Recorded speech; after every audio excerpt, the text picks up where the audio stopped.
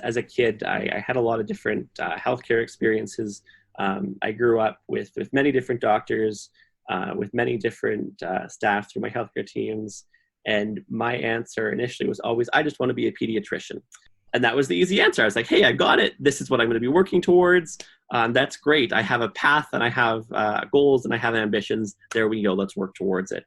And now that I've been through, 3 years of university, I've had my eyes opened a little bit to all the other interesting areas in health research and in medicine. And I have lost that confidence that I know exactly what I want to do.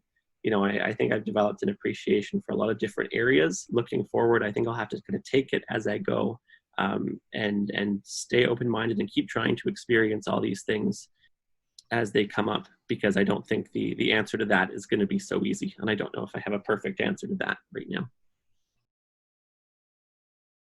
When I think about what I want to see happening more in education, I want to see patients having a role. I want to see students being challenged to think about what this experience is like for patients. My mom always had a binder for me that had all my health information, every note from every doctor's appointment, every test result, everything.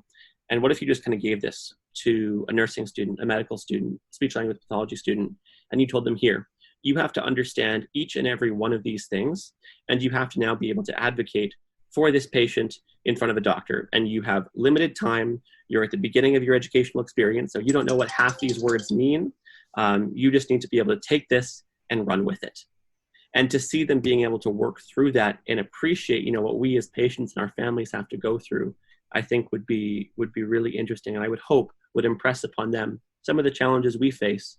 Because the reality is, currently we as patients with no healthcare background often have to be our own advocate and become part of our care teams and translate information between different providers, different sites and different clinics, when we don't have the background always to take that on.